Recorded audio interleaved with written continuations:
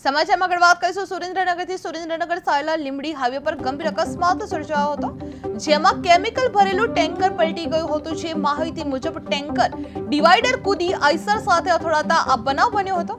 ગાંધીધામથી મહારાષ્ટ્રના ચિકલોન તરફ જઈ રહેલું ટેન્કર સાયલા નજીક અકસ્માતગ્રસ્ત બન્યું હતું, જે ટેન્કરમાં ભરાયેલ સોડિયમ કેમિકલ મોટા પ્રમાણમાં રસ્તા પર ફેલાતા આગની શક્યતા ઊભી થતા ફાયર વિભાગ દ્વારા તાત્કાલિક પાણીનો છંટકાવ કરવામાં આવી રહ્યો હતો, જ્યાં સુરક્ષાના પગલા રૂપે હાઈવેનો એક ભાગ બંધ કરી ટ્રાફિક ડાયવર્ટ કરવામાં આવ્યો હતો। જે ઇમરજન્સી 112 પોલીસ ટીમ તાત્કાલિક ઘટના સ્થળ પર પહોંચી સ્થિતિ નિયંત્રણમાં લેવા પ્રયત્ન કરવામાં આવી રહી હતી। જે સાયલા લીંબડી હાઈવે પર ટેન્કર પલટી ખાઈ ગયું હતું, જેમાં કેમિકલ લીકેજથી જોખમી સ્થિતિ જોવા મળી હતી, જે ડિવાઈડર કૂદી આઈસર સાથે અથડાયો હતો, જે ફાયર વિભાગનો પાણી છંટકાવ કરવામાં આવ્યો હતો અને હાઈવે પર ટ્રાફિક ડાયવર્ટ કરવામાં આવ્યો હતો। પોલીસ તાત્કાલિક ઘટના સ્થળ પર પહોંચીને ફાયર ટીમ પણ તૈનાત જોવા મળી રહી હતી।